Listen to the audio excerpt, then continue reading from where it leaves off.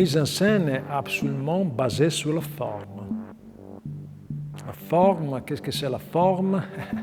La forme, je dirais que c'est la manière, n'importe quelle, de toucher le corps du spectateur.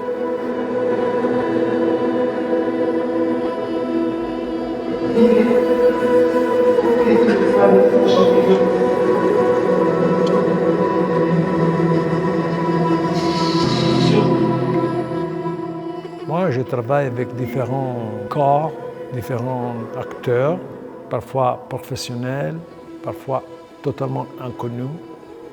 À mon avis, il n'y a pas une différence.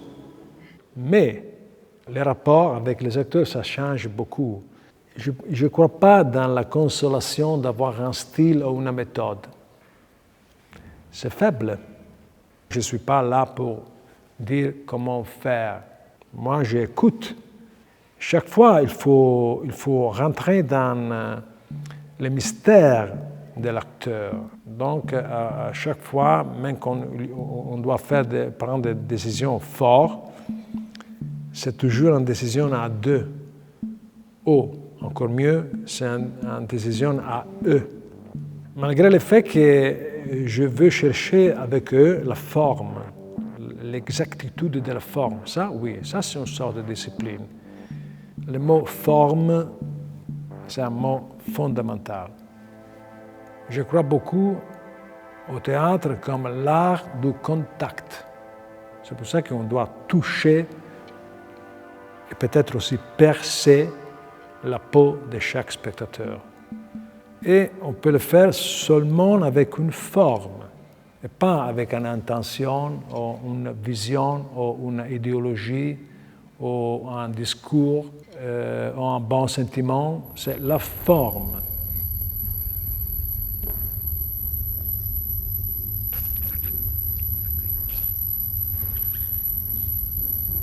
Dans l'exemple de Brosse, où on a vraiment appelé des gens dans la rue, des hommes, c'était vraiment masculin. Et là, il n'y avait pas de répétition, par exemple. On a donné à chaque personne des casquettes à oreilles cachées. Et les acteurs, disons les acteurs, oui, parce qu'ils sont des acteurs en ce moment, devaient obéir en temps réel à les ordres. Ça, c'était pas seulement une technique de jeu, mais c'était aussi un principe philosophique, c'était déjà une métaphore au rapport au pouvoir. Et là, il faut aussi accepter, disons, l'erreur, parce qu'ils peuvent se tromper, mais l'erreur est contenue dans la conception. Si ça arrive une erreur, c'est un cadeau. Mais l'erreur, c'était déjà parfait, parce qu'elle a été, comment on dit, contemplée comme une forme, la forme de l'erreur.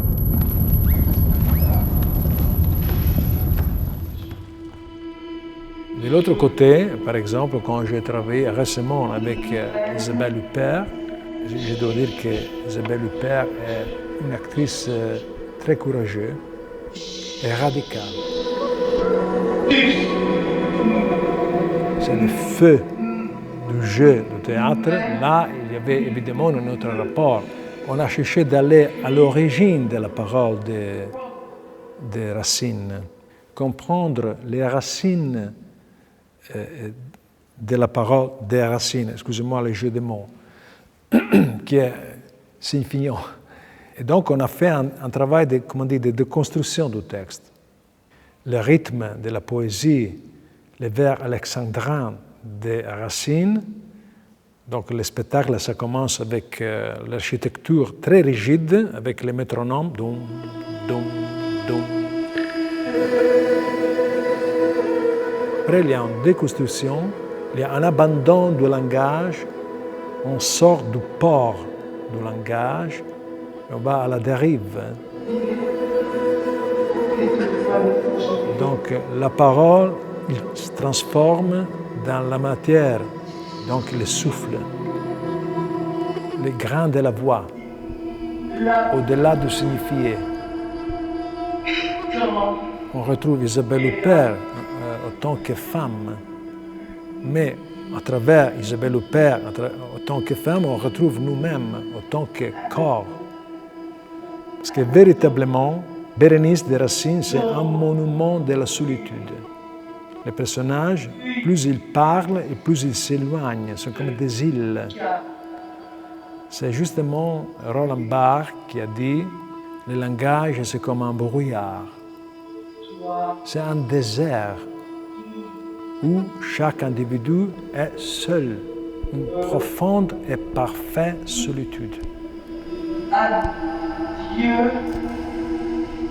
Et ça, c'est aussi un regard très contemporain sur la parole qui est le véritable empêchement de la communication. On ressent déjà Samuel Beckett, où la parole, c'est un mur.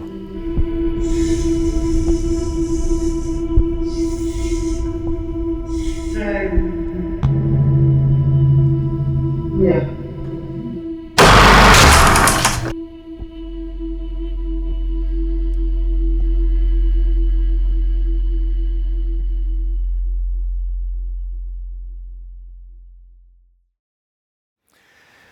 L'espace, c'est un élément du langage de la scène fondamental, évidemment, où on travaille dans des lieux trouvés.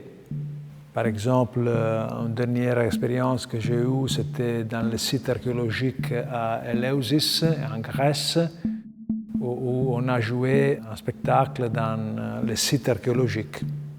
Donc là, il n'y avait rien à faire, parce que c'était déjà plein de vécus, d'histoires, de traditions, d'imagination. Et, je dois dire, l'espace, c'est déjà un personnage qui doit être compris dans la dramaturgie. La cour des papes d'Avignon, c'est un personnage, ce n'est pas simplement un théâtre. Parce que dans les murs, il y a l'histoire, il y a la douleur. Dans le théâtre, sur un plateau traditionnel, disons, il faut construire l'espace. Moi, je préfère le mot espace plutôt que décor ou scénographie. À mon avis, scénographie, décor, c'est réductive. Je n'aime pas ce mot, malgré le fait que moi j'ai étudié scénographie.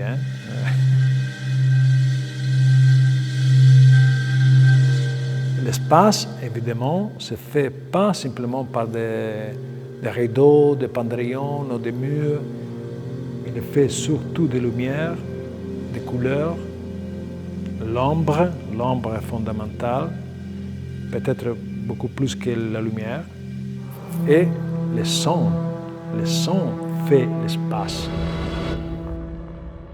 Ça change complètement. L'espace respire. Et il est capable d'imprimer, d'exprimer différents sentiments.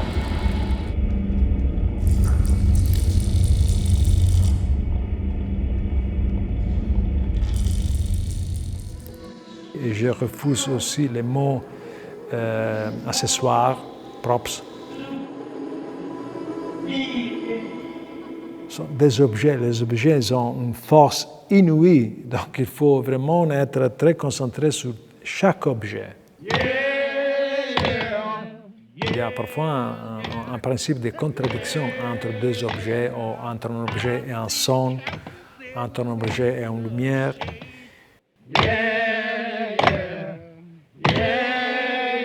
S'il y a quelque chose qui manque, quelque chose de trompé, ça c'est la bonne nouvelle.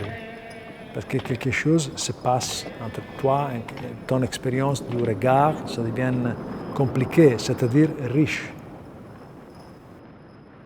Il n'y a rien de décoratif.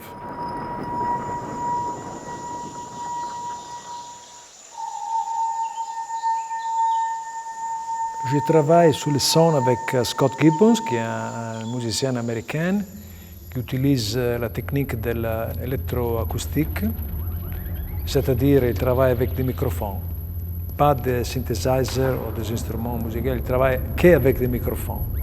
Encore une fois, chaque son, c'est un personnage qui rentre sur scène, fait une chose et sort de scène. C'est vraiment un corps.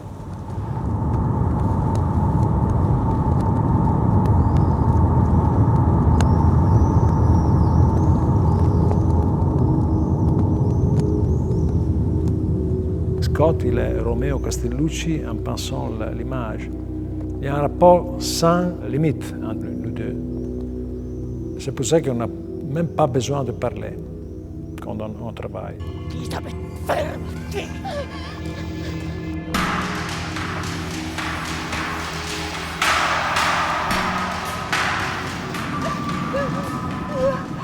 Il habite en Amérique, c'est pas toujours facile. Et donc on a un échange presque quotidien et après, justement, il doit venir, ça c'est obligatoire, à suivre la phase finale, disons, sur le plateau avec tous les éléments. Donc là, on fait toutes les corrections, on fait le tuning, c'est-à-dire la dynamique.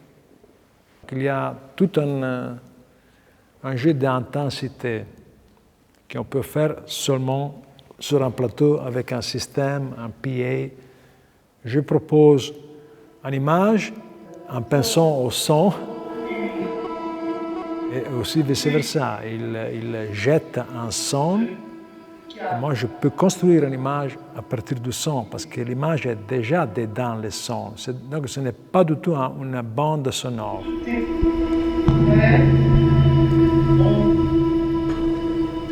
Ce n'est pas du tout quelque chose qui est collé ou qui est un commentaire sentimental sur un objet en action. C'est pour ça que parfois c'est très puissant. Pour moi, c'est impossible de penser à un spectacle sans Scott. Je le fais seulement à l'opéra. À la place de Scott Gibbons, il y a Richard Wagner. Voilà. Mais ça, c'est autre chose. Alors moi, avec les collaborateurs, nous, on fait passer une forme. Et moi, j'ai la chance d'avoir de très bons collaborateurs. Ça, c'est une richesse.